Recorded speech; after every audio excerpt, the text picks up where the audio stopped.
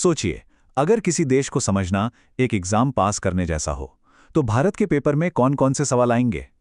आज हम बिल्कुल यही करने वाले हैं।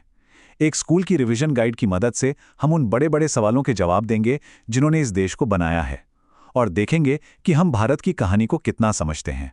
और इस तैयारी में हमारी टेक्स्ट बुक है ये एपेक्स इंटरनेशनल स्कूल की एक रिवीजन गाइड। ये हमें एक तरह का रोड मैप देती है भारत को समझने के लिए। तो फिर तैयार हैं इस टेस्ट के लिए? चलिए साथ मिलकर उन जरूरी सवालों को खंगालते हैं जो इस महान देश की पूरी कहानी बयान करते हैं। तो हमारे इस पेपर के 4 मेन सेक्शन हैं। पहला, एक आजाद भारत बना कैसे। दूसरा, यहां डेमोक्रेसी की मशीनरी काम कैसे करती है। तीसरा, इसकी जबरदस्त डाइवर्सिटी। और आखिर में वो मॉडर्न चैलेंजेस जिनका हम आज सामना कर रहे हैं। तो चलिए शुरू करते हैं पहले चैप्टर से। यहां हम ये देखेंगे कि आज का जो भारत हम देखते हैं उसकी नींव कैसे और किन संघर्षों पर रखी गई थी। अब जरा इस टाइमलाइन पर गौर कीजिए। ये सिर्फ तारीखें नहीं हैं, ये एक कहानी है। 1905 में बंगाल के बंटवारे ने पूरे देश में विरोध की एक आग सी लगा दी। फिर उसी माहौल में 1906 में मुस्लिम लीग बनी। 1907 आते आते कांग्रेस के अंदर ही मतभेद इतने बढ़ गए कि पार्टी 2 हिस्सों में बंट गई, और आखिरकार 1911 में लोगों के विरोध के आगे सरकार को झुकना पड़ा और बंटवारा रद्द हुआ। मतलब हर घटना अगली घटना की जमीन तैयार कर रही थी। अब बात करते हैं राउलेट एक्ट की। जरा सोचिए, एक ऐसा कानून जो सरकार को सिर्फ शक के बिना पर किसी को भी बिना मुकदमे के जेल में डालने की ताकत दे दे। सुनने में कितना अजीब लगता है ना? पर यह 1919 की हकीकत थी। इस कानून ने लोगों के अधिकारों को कुचल दिया और इसके खिलाफ जो गुस्सा भड़का उसने आज़ादी की लड़ाई की दिशा ही मोड़ दी। और फिर आया दांडी मार्च। ये सिर्फ एक मार्च नहीं था, ये अहिंसा की ताकत का सबसे बड़ा सबूत था। 1930 में गांधी जी ने सिर्फ एक मुट्ठी नमक के लिए 240 मील की लंबी यात्रा की। ये एक यात्रा से कहीं ज्यादा था। ये सीधे सीधे ब्रिटिश साम्राज्य को एक खुली चुनौती थी। इस एक कदम ने दुनिया को दिखा दिया कि असली ताकत लोगों के इरादों में होती है। आज़ादी मिलना कोई मंजिल नहीं थी, बल्कि एक नए और शायद ज्यादा मुश्किल सफर की शुरुआत थी। एक नए नवेले देश के सामने पहाड़ जैसी चुनौतियां थीं, जैसे कि बंटवारे के जख्मों को भरना, 500 से ज्यादा रियासतों को एक साथ लाना, और इन सब के बीच एक स्थिर सरकार और अर्थव्यवस्था को बिल्कुल जीरो से खड़ा करना। सही मायनों में देश बनाने की असली परीक्षा तो अब शुरू हुई थी। तो ठीक है, एक देश तो बन गया, पर सवाल था कि इसे चलाया कैसे जाएगा।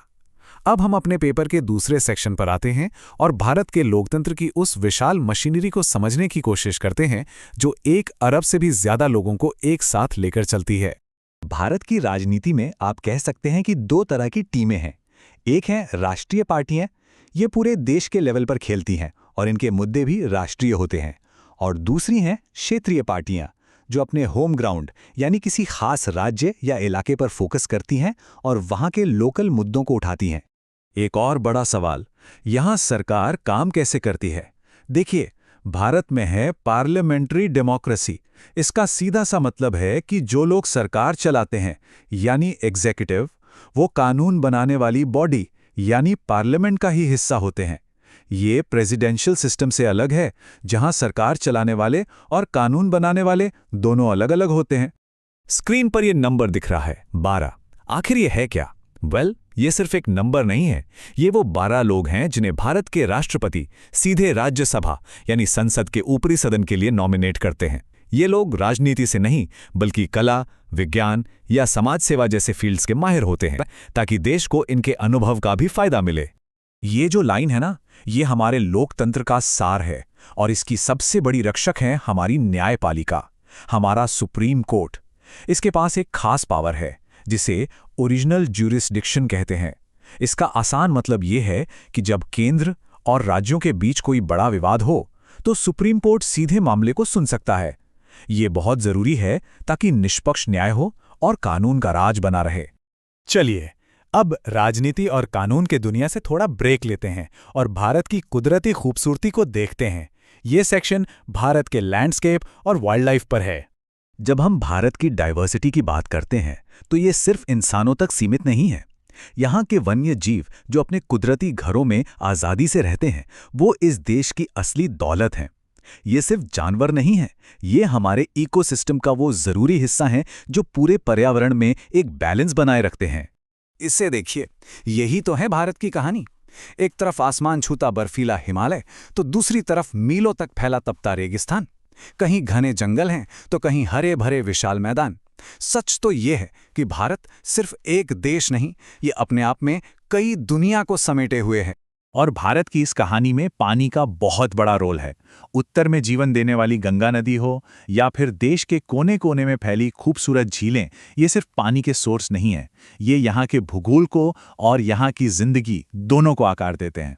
तो हमने इतिहास देख लिया, राजनीति समझ ली, अब आते हैं आज पर, प्रेजेंट पर।